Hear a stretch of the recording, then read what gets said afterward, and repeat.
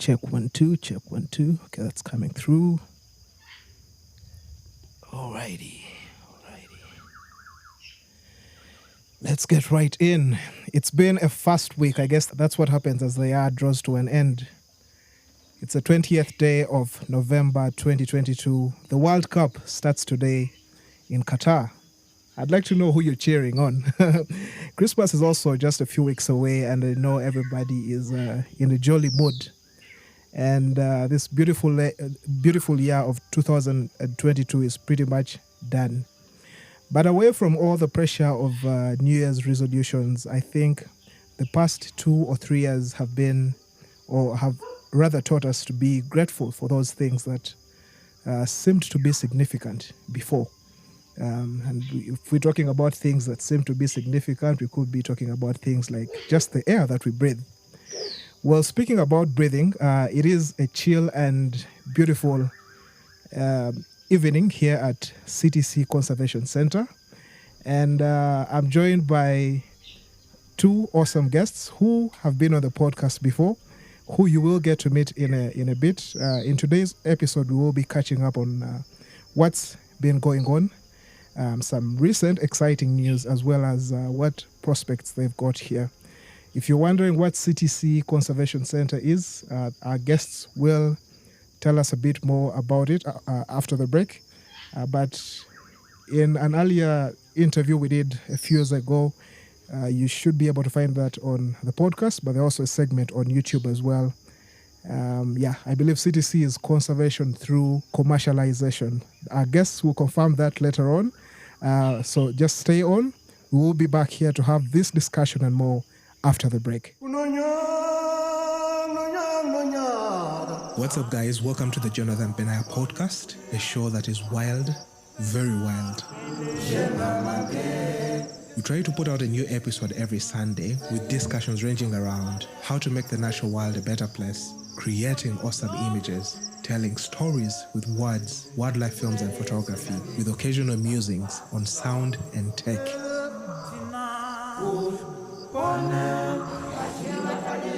I do share a lot of my own personal experiences, and from time to time, I'll have 1 or 2 guests on the podcast to share some insightful discussions. If you are fascinated about the natural world, especially natural history films and photography, environmental conservation, and African travel at large, this podcast will have you in a spin. So thank you so much for tuning in and enjoy your time here.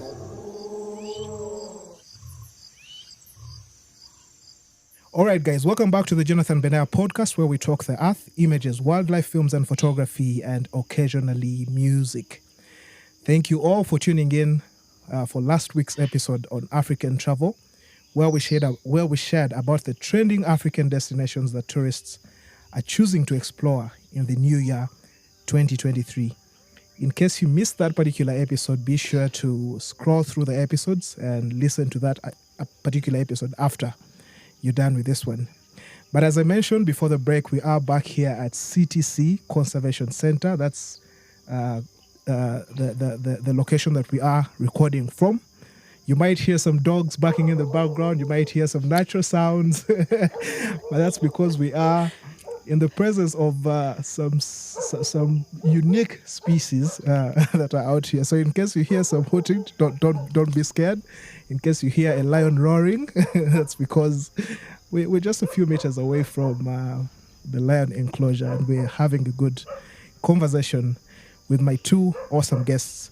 Yeah, so without wasting any more time, joining me today is the director of CTC Conservation Center. That's Thomas Price.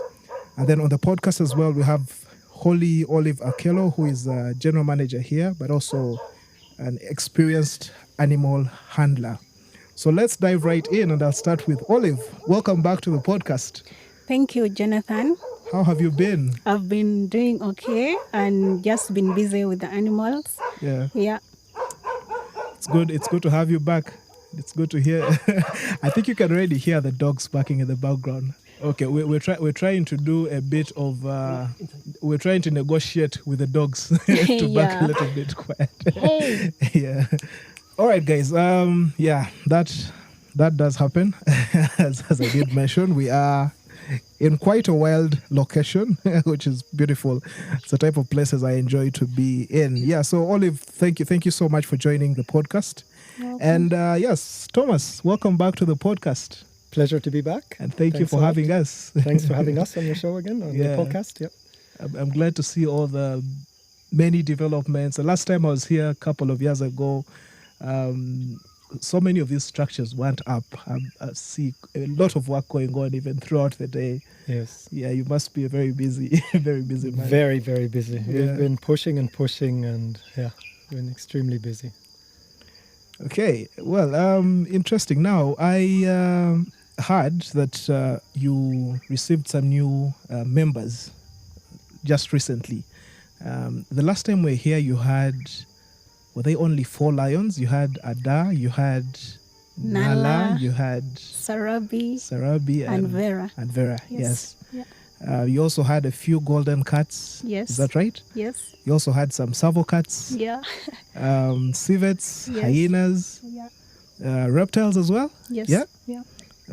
And I remember we did an episode on the African painted dogs as well. Yes, correct. Yeah. They had So just arrived. tell us a bit about all these changes that have gone on ever since. Have you had any new animals? Oh yes, Yeah. we've added a lot of ungulates. So we've added impalas, we've added zebras. Actually, 2 types of zebras. We have zebras from Lake Mburo, and then we have the mainless zebras from Kidepo as well. Then we have waterbucks, we have oribis, Uganda cobs. So a lot of young ungulates. We have warthogs as well. And then we just received the striped hyena from Germany, which has just arrived about 2-3 weeks ago. Yes. So yeah, we've been adding quite a few animals to the project. Yes. Okay. Yes. And then of course a lot of offspring. Yeah. Last time we were here, we had 4 lions. Yeah. Those 4 had 6 offspring, and 2 more females are pregnant again. So we'll probably have about 16 lions. So from 4 to 16, 4-fold within just 1.5 years. Yeah. Wow. It's very good to hear. Do these new cubs already have names? Some do, some not yet. I know I had a chat with Olive off the record. Yeah. Yeah. We got to meet 3 of the cubs. Whose cubs are those? Those ones are for Nala. Nala, okay. Yes. Yeah. That's the brown is that one one. of the white ones? The brown one. What, the Nala. brown one, okay. Yes. Interesting. Yeah. And the other 3? The other 3 are for Sarabi. Interesting. Yes. Yes, it's important to note also the white lions are not albinos. Albinos I would consider an unhealthy animal because it's a genetic defect. Yeah. These just are white, but their eyes are normal. Like with albinos, you'll see their eyes are red and they're very sensitive to light. These are absolutely natural, just white lions. Yeah. But it's a recessive gene, meaning that the father, Adar, he's brown. The mother is white, but the offspring are all brown. Because the white gene is a weaker gene, so the brown will always overtake. You technically really have to breed a white male and a white female in order to have white babies. Wow. Yeah. Interesting. Do we have, now this just tickled my head, do we have any white lions out in the wild? Or Currently not, but technically it's possible because, like I said, it's just a genetic trait. It can happen randomly. Yeah. So ours are from South Africa. It's in the Timbavati National Park or Reserve is where they had white lions, which had actually gone extinct then in the meantime. But some private breeders were breeding them. Yeah. So that's how we got our 2 females. But it's not something which is isolated to a region. It can naturally occur. It's a very rare thing which happens, 1 in several million maybe. Yeah. But it's like with albinos, with humans. You have albino humans here, you have albino humans in South America or with animals. So it's a random thing which can pop up anywhere. So even in Uganda, technically, a white lion could be born tomorrow in Queen Elizabeth National Park. It wouldn't be impossible. Interesting. Yeah. I always thought they were special. They came from heaven. Not really. They are special in a way, but it can happen anywhere. Okay. Thanks for that short masterclass Welcome. on lions. Yeah, I'd like to come back to Olive. In the previous episodes we did, there was a lot of interaction between you and those 4 cubs that have now grown into huge lions. I don't know what you're feeding them. Yeah. And I'm interested to find out what is the bonding like right now, and how is the story going to evolve? How are you going to be able to ensure that you're spreading the love to these new members? You know, I must say that there's always enough love to give to these animals. Yeah. And it doesn't matter how many numbers they get to. But at the moment, I would say that the babies are getting a lot more attention because we'd like them to be tame, and this is a stage where they will need a lot of nurturing and interaction to train them to be the lions that we want them to be to some extent. And then the male ones, because the male one, Adar, is mating a lot with the adult females. Is that good news or? It's good news. Yeah. Yes, it's really good news because we shall have more babies, you know, and that will really increase in the lion's population in Uganda. As we all know, the population of the lion in Uganda is decreasing and decreasing every day. So that's really a good thing if time comes for us to reintroduce some of them in the wild. So the interaction with the big ones have reduced a bit, but we do still interact with them and all other animals as well. We still interact with them because our goal is to keep these animals as tame as possible so that when tourists come, they can interact with some of these animals, not all. Okay. For those of Adar, maybe it would be hard for clients to interact with them, but the cubs, it will be easier for... Maybe let me add something small. They're also one of the main reasons why we want our animals, which we keep here at the facility, to be tame, is also for medical purposes, for checkups. Yeah. If you need to vaccinate a lion, if a lion is not tame, every time you need to do anything medical, be it disinfecting a little wound or giving it a vaccination, you have to dart it and put it down, which is a very stressful thing, because you technically shoot it with a dart, it gets unconscious, then it wakes up, it's confused. Yet when a lion is tame, or any animal, if it's tame, you can just call it and you give it that injection, and for a second it will get a little peak and it will be like, what's going on? But then it will be fine. There's no stress involved. So it makes it a lot easier for us, but also a lot more better for the animals when they can trust us and they know they're safe and they interact with us. So the tourism part is one, but another one is the health factor of the animals, to be able to really check on them. Let's say even if it's just a tick on the neck of an animal, you wouldn't be able to remove that tick from a wild one unless you really tranquilize it. Yeah. But now a tame one, you'll just pluck it off and you won't even notice anything happened. Yeah. Wow, that sounds like a lot goes on behind the scenes than what we get to see. It's always a busy day at the office for you guys. Yeah. So Thomas, let me also just ask, when these new births begin to happen, I see you have, I don't know if there are hundreds of tortoises. Yeah, they are. You are really having, I'd imagine you are having a very good time when it comes to new babies, new births. Yes. And my question is, do you have enough space, or the carrying capacity of this facility at the moment? Are you comfortable, or are there plans to expand or maybe create other baby establishments in other regions? Well, we're ever expanding. Even compared to when you were here last, we've added more land and we're still adding more land. Yeah. We're at about 40 acres right now. We're aiming at least 120. If things go very well, maybe 200 acres in future. It also depends, of course, on the surrounding situation, of how the economy goes, if land will remain available or not. Yeah. But we're ever growing. Though we've not yet opened, we're still growing even behind the scenes. So we have to keep growing because, of course, the animals are becoming more. So we need more space. Yeah. So we're ever adding. Even now, I think when you came, you saw a big area of land as you approached the hill has been bulldozed and leveled. That's us leveling the area there for further expansion. For the zebras, we hope to add giraffes in future and a few other animals. So that's why we're expanding that sector. Nice. But our aim is to keep on growing constantly and have enough space to also add more species. We still want to add cheetahs. We still want to add rhinos. Hopefully at some point we'll be able to add at least 2 or 3 elephants, the same way like in Entebbe they have some elephants there too. Yeah. Only that we would like to really keep them more in a natural way on 50 acres or 100 acres instead of just a small enclosure. Yeah. It's good to hear. I did hear you talking about giraffes. What particular species would you be interested in, or are you technically, comfortable sharing? Well, technically, we want the ones from here, from Murchison Falls. Okay. I wouldn't even be 100% sure which subspecies that is off it. Yeah. But bureaucracy is an issue, which has also really been one of the main reasons why we've delayed. Yeah. We have giraffes in Uganda, but we're being directed to import them from outside. Now, if we bring them from, let's say, South Africa, then we might be looking at a different subspecies. So there's a lot of technicalities and a lot of complications in a project like this. It's not something easy where one thinks, okay, they can just pick 2 giraffes from the next national park. Yeah. It's really very bureaucratic and complex. It's good that we get to hear it now and not just assume that things are easy here.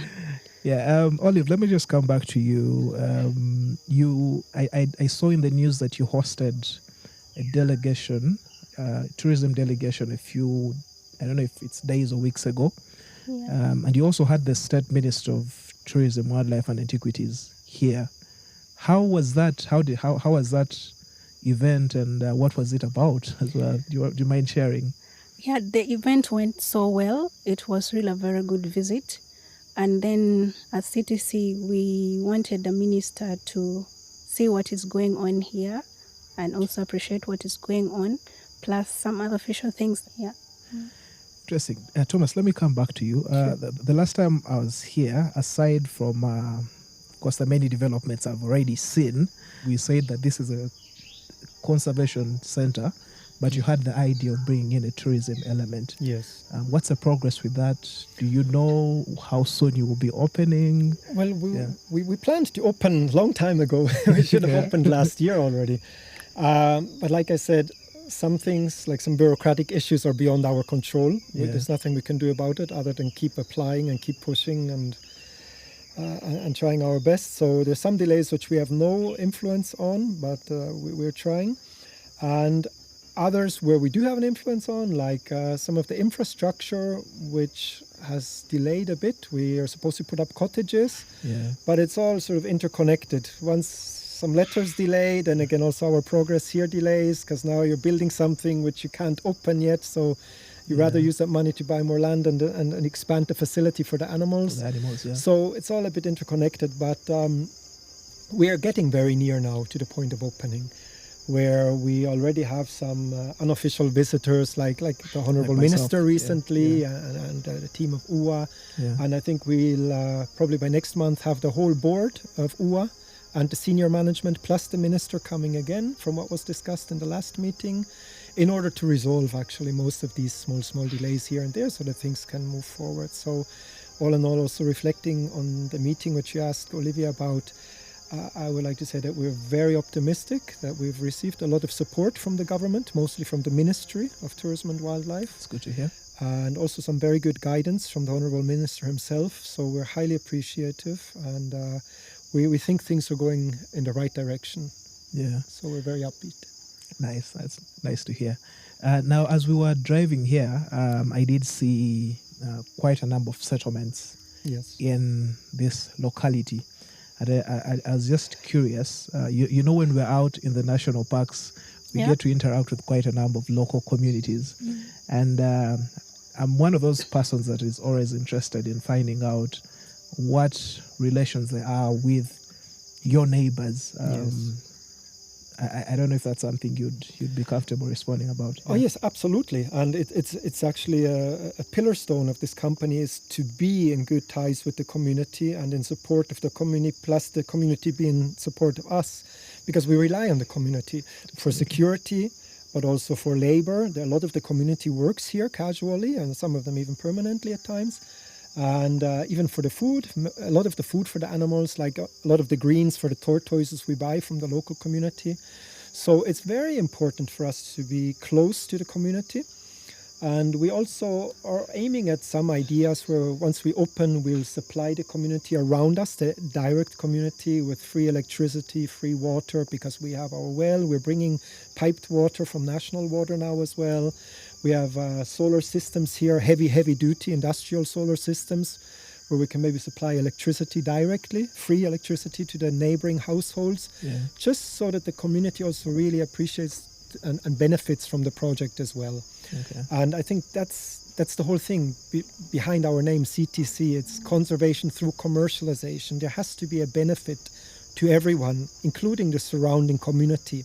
This is something which UA also has been trying to accomplish by letting the surrounding community at the national parks benefit from some of the revenue. Yes.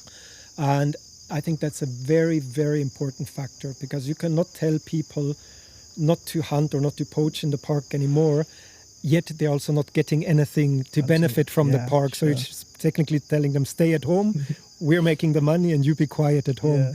So I think from our perspective, as well as UA, it's very important to get the community on board and to have them benefit. Because if the community benefits from this project, it's in their interest to make sure this project is successful. Sure. So I think that's a very important factor and a very legitimate question. That's good to hear. I'm very happy when I hear that.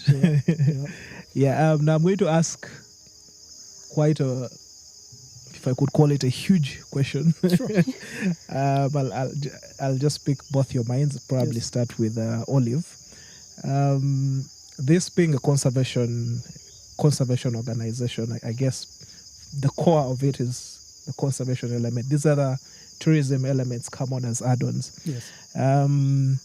And every time I have engagements with conservation-centered people, I always have to ask about things relating to the planet. So beyond the CTC project, I like to get the conversation and just pick minds of different conservation professionals regarding issues that are facing the planet. So I'll ask two quite broad questions just to pick your ideas on it. One thing I do believe is that as Africa, one of our biggest exports is conservation.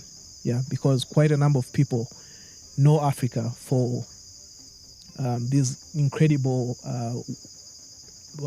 wild places that we've conserved over the years. But unfortunately, I think I was reading an article a while back which said that in less than 20 years from now, we'll have about 30% less arable land, or rather land that is available for agriculture, yet the African population is expected to double. The guy who wrote the article was saying it's going to be hard for hardcore conservationists to convince humans, like usual humans, that conserving a particular location or particular protected area for antelopes is more important than growing maize, or call it corn, in some other parts of the country, some other parts of the world. So as some of these things continue to happen, of course, I know we have COP27 that was happening just recently with global leaders romanticizing. I like to say romanticizing in that conference. Those conferences they have where they make so many promises and very, very little effect. With all these things happening around the world, I'd like to know, what do you feel like is the future for Africa? And also maybe also let us know how this impacts on the industry that you two guys work in. So what's the future for Africa, and how is this of an impact to the industry that you work in?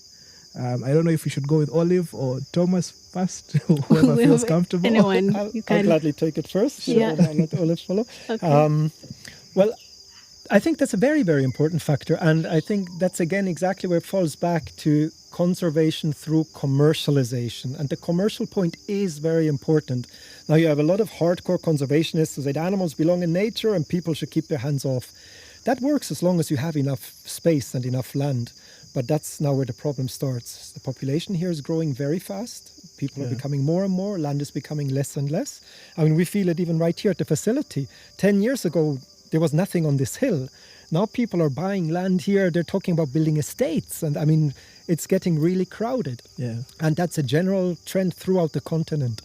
So that's where I think it's very important that people benefit from conservation. Because like you said, there's no way of keeping a bunch of antelopes in a let's say a park and telling people the antelopes have to be there, but you cannot make any money or benefit from it. Yeah.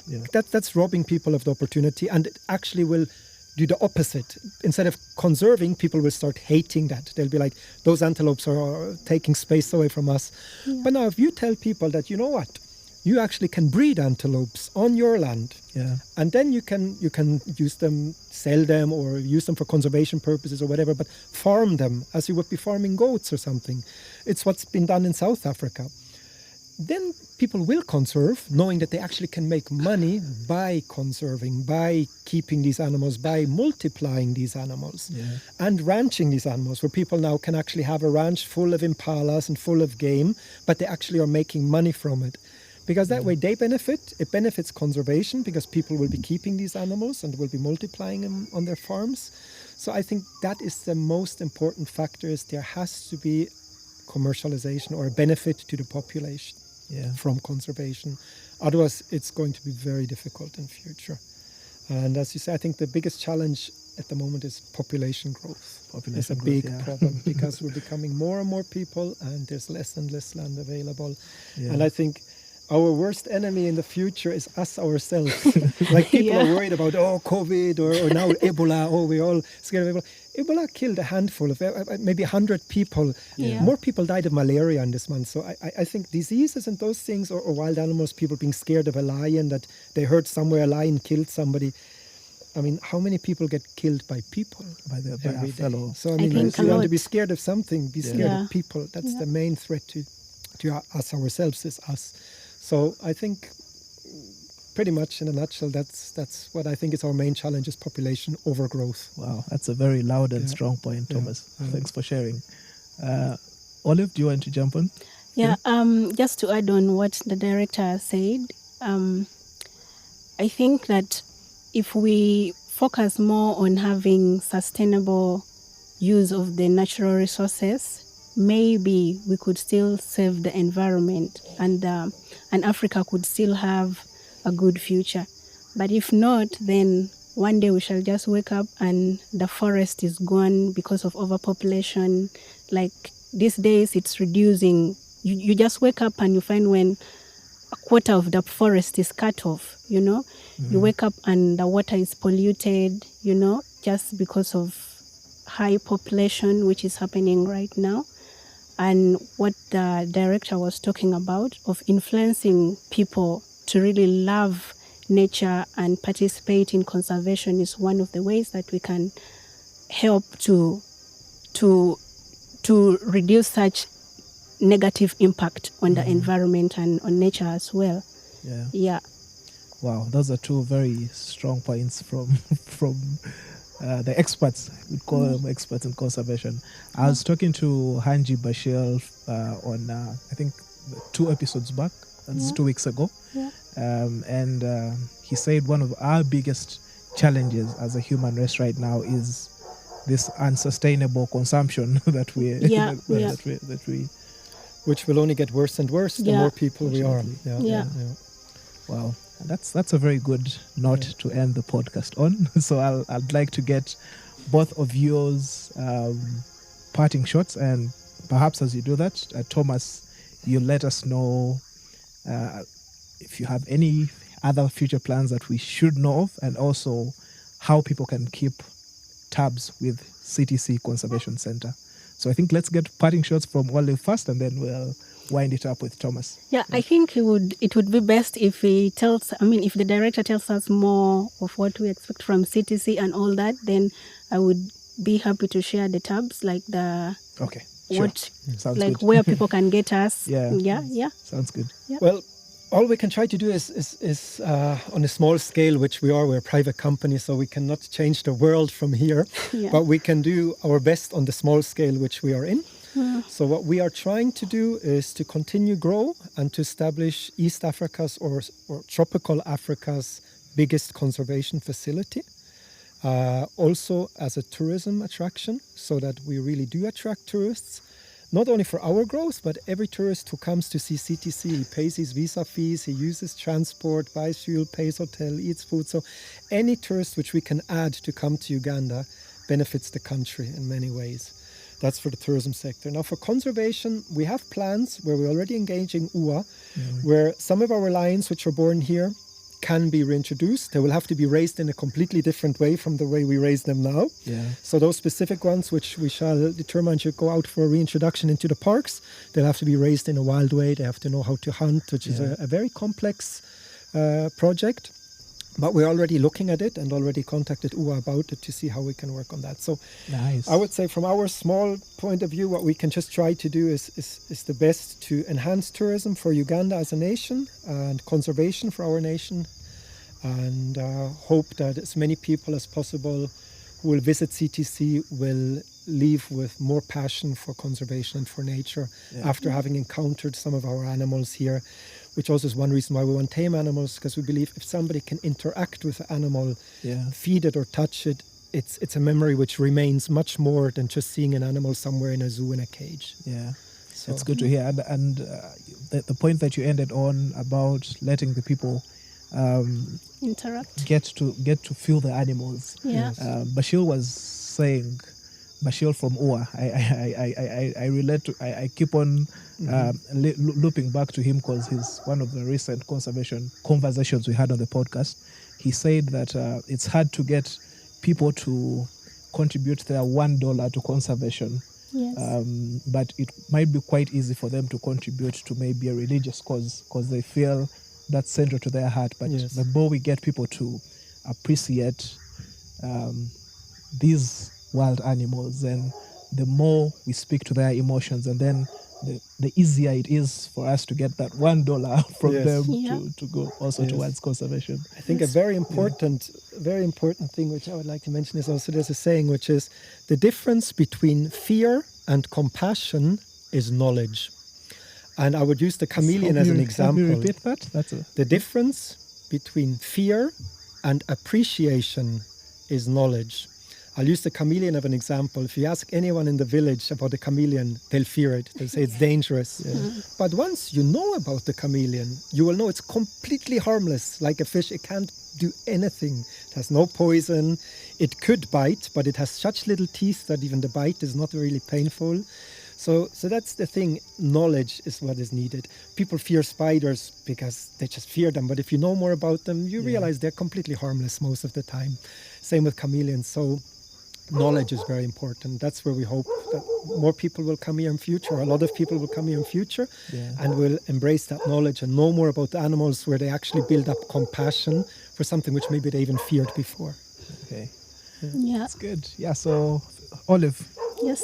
drop those links. Tell us where can people keep tabs. Yeah, about the contacts, you can contact us on our Facebook page, which is CTC Conservation Center on Facebook. And then you use small letters for the emails, director@wildlife.ug, and then manager@wildlife.ug. While she's checking that, our website is also wildlife.ug. Okay. So very simple, wildlife.ug. Okay.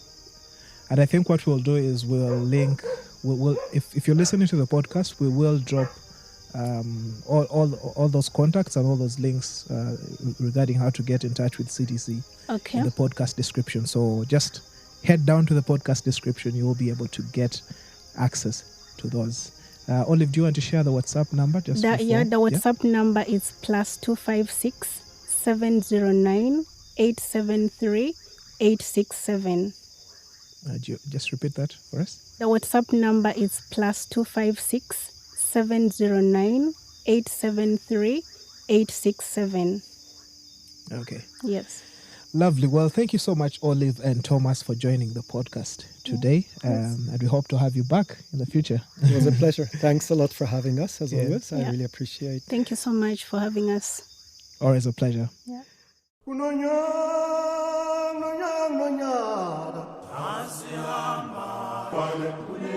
So yes, guys, that's going to be it for today. I hope you enjoyed this week's discussion as much as I did. We will go ahead and share links in the podcast description regarding where and how to keep touch with CTC Conservation Center. If you enjoyed today's episode, go ahead and hit that like button, share the link in your circles, and let's spread this message beyond this platform. For those that just can't have enough and would like to have more of such discussions, be sure to subscribe to the podcast. The podcast is available on all major streaming platforms, including Apple Podcasts, Google Podcasts, Spotify, Radio Republic, Pocket Casts, and several other platforms. All right, I'll see you in the next one.